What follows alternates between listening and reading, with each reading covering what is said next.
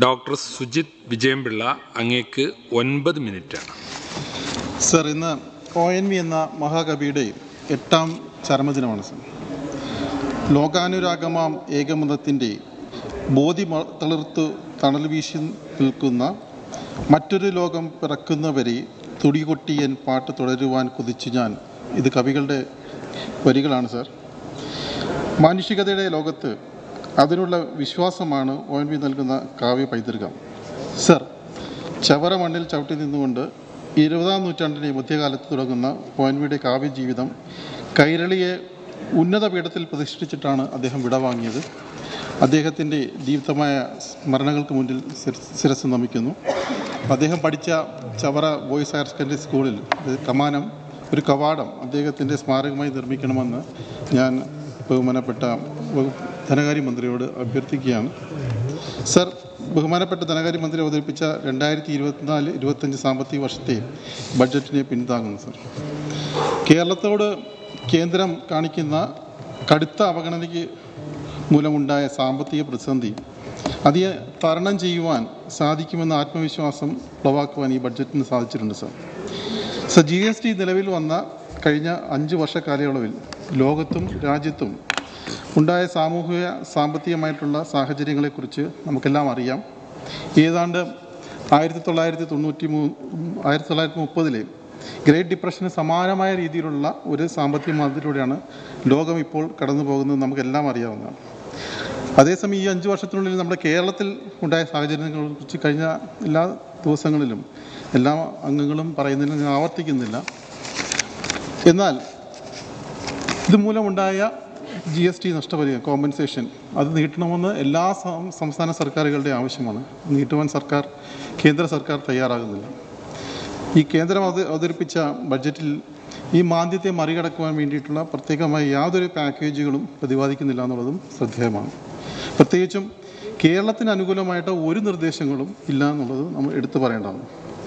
എന്നാൽ കേരളത്തിൽ അവതരിപ്പിച്ച ബഡ്ജറ്റിൽ കാര്യക്ഷമമായ ധനകാര്യ മാനേജ്മെൻറ്റിലൂടെ തനത് നികുതി വരുമാനം 78,000 കോടി രൂപയിലേക്ക് എത്തിക്കുവാൻ സാധിക്കുന്നു എന്നുള്ളത് നാം കാണേണ്ടതുണ്ട്.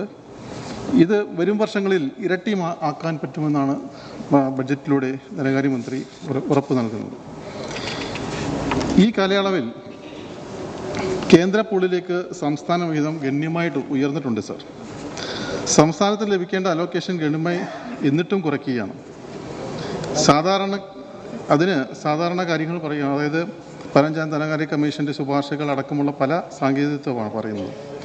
പെട്രോൾ ഡീസൽ സെസ് അതുപോലെ സർചാർജ് വഴി ഏതാണ്ട് ഈ കാലയളവിൽ 110% ഇരട്ടി കേന്ദ്ര പൂളിലേക്ക് പോവുകയാണ്. ഇത് ഡിവിസിബിൾ പൂളിലേക്ക് അല്ല എന്നുള്ളത് നമുക്ക് അറിയാം. പക്ഷേ കേന്ദ്ര സർക്കാരിന് ഗ്രാൻറ്റുകൾ വഴിയും സ്കീമുകൾ വഴിയും ഒക്കെ ഉൾപ്പെടുത്തിക്കൊണ്ട് സഹായിക്കുവാൻ സാധിക്കും. പക്ഷേ അതിലും സാങ്കേതികത്വവും ഓരോ വിഷയങ്ങളും പറഞ്ഞ് നമുക്കറിയാം. ലൈഫ് മിഷൻ വീടുകളുടെ മുമ്പിൽ പ്രധാനമന്ത്രിയുടെ ബ്രാൻഡിങ് നടത്തണം, അതുപോലെ തന്നെ നമ്മുടെ റേഷൻ കടകളിൽ ബ്രാൻഡിങ് നടത്തണം. ഇങ്ങനെ ഓരോ സാങ്കേതികത്വം പറഞ്ഞ് ഓരോ വിഷയത്തിലും തരാതിരിക്കുന്ന ഒരു നടപടി മുന്നോട്ട് പോവുകയാണ്. പിന്നെ മലയാളികളുടെ പോക്കറ്റിൽ നിന്ന് കാശ് ചോർത്തിയെടുത്ത് കേന്ദ്ര സർക്കാർ തങ്ങൾക്ക് അനുകൂലമായിട്ട് തങ്ങൾക്ക് തോന്നുന്ന രീതിയിലേക്ക് ചിലവാക്കുന്ന ഒരു നിലപാടിലേക്കാണ് പോകുന്നത്. ഈ ഒരു സാഹചര്യത്തെയാണ് ഇവിടെ പല പ്രതിപക്ഷ അംഗങ്ങളും തങ്ങളുടെ മണ്ഡലവുമായിട്ട് താരതമ്യപ്പെടുത്തുകയാണ്.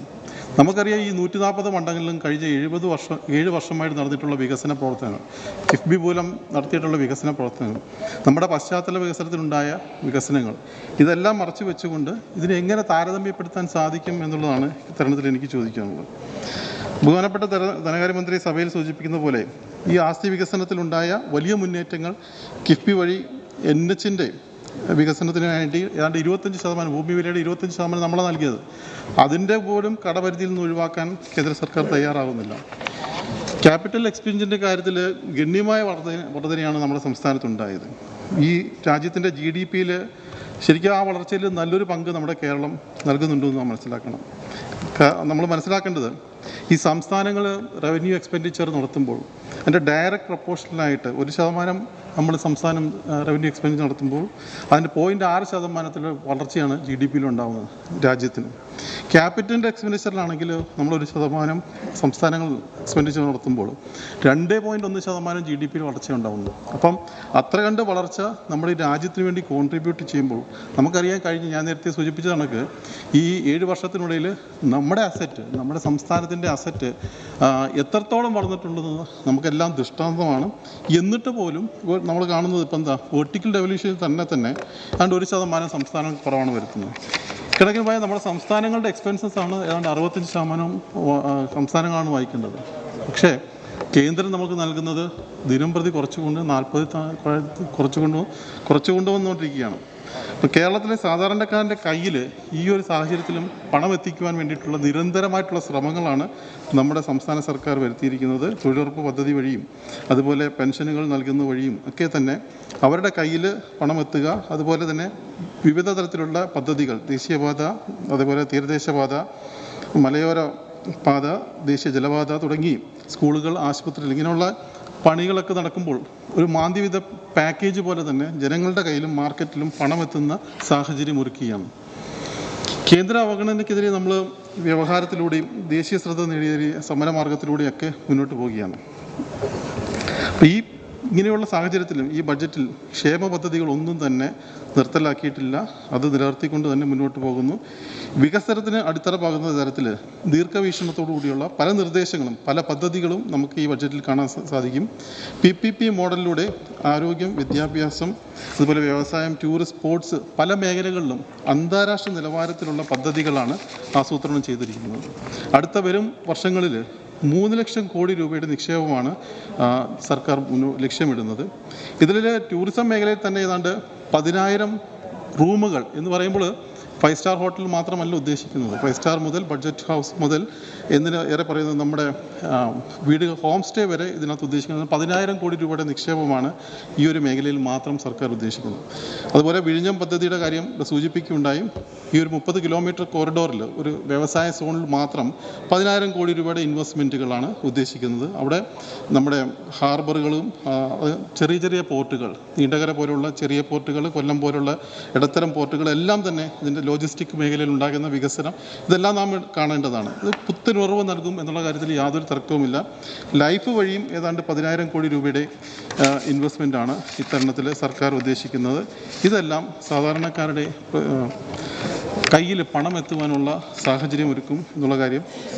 അതുകൂടാതെ മേജർ പ്രോജക്റ്റുകൾ 25,000 കോടി രൂപയുടെ നിക്ഷേപം പ്രതിപാദിക്കുന്ന കൊച്ചിൻ ഹൈഡ്രജൻ ഹബ്ബ് അടക്കമുള്ള പദ്ധതികൾ സ്വകാര്യ മേഖലയ്ക്ക് കൃത്യമായിട്ട് നിക്ഷേപിക്കുവാനുള്ള നിശാബോധം നൽകുന്നതാണ്. ഇവിടെ സൂചിപ്പിക്കുമ്പോൾ അതെടുത്ത് പറയണമല്ലോ. പ്രതിപക്ഷ അംഗങ്ങളുടെ മണ്ഡലങ്ങളിൽ ഒന്നും കൊടുത്തില്ല എന്ന് പറയുമ്പോൾ നമ്മുടെ കേരളത്തിൽ ഏറ്റവും കൂടുതൽ നിക്ഷേപം വന്നിരിക്കുന്നത് ശ്രീ TJ വിനോദ് അവരുടെ എറണാകുളം മണ്ഡലത്തിലാണെന്ന് കാണാതെ പോകരുത്. അതിൻ്റെ ഭാഗമായിട്ട് തന്നെയാണ് ഇവിടെ ഹൈഡ്രജൻ ഹബ്ബ് പോലുള്ള പദ്ധതികൾ അവിടെ വരികയാണ്. അപ്പം ഇത് കൂടാതെ വളരെ ടച്ചിങ് ആയിട്ടുള്ള 1-2 നിർദ്ദേശങ്ങൾ, സ്കൂളുകളിൽ പൂർവ്വ വിദ്യാർത്ഥികൾക്ക് അവരുടെ സ്കൂളുകൾക്ക് ഒരു ഗുരുദക്ഷിണ നൽകണമെങ്കിൽ അതിനൊരു റെമിറ്റൻസ് അക്കൗണ്ട് നൽകുകയാണ്. അതുപോലെ ആശുപത്രികളിൽ ഏതെങ്കിലും ചികിത്സാ സഹായം നൽകണമെങ്കിൽ NRI വിദേശത്ത് ഇരിക്കുന്നവർക്കും സ്വദേശത്തുള്ളവർക്കും ആ ചികിത്സാ സഹായം നൽകുവാനുള്ള ഒരു സാധ്യതകൾ, അതുപോലെ ഇൻഫ്രാസ്ട്രക്ചർ ഡെവലപ്മെൻറ്റിനുള്ള സാധ്യതകൾ ഇതെല്ലാം ഉൾക്കൊള്ളിച്ചുകൊണ്ടുള്ള ഒരു സമഗ്രമായിട്ടുള്ള ബഡ്ജറ്റാണ് ഇവിടെ അവതരിപ്പിച്ചിട്ടുള്ളത്. വലിയ സന്തോഷം നൽകുന്നു.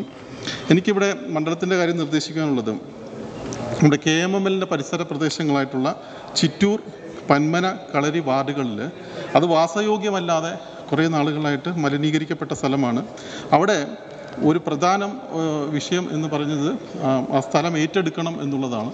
ഇപ്പോൾ നമ്മുടെ വിഴിഞ്ഞം പോർട്ട് വരുന്നതോടുകൂടി തന്നെ ശരിക്കും ഈ പ്രദേശത്തേക്ക് നിലവിൽ തന്നെ റെയിൽ കണക്ടിവിറ്റി ഉണ്ട്.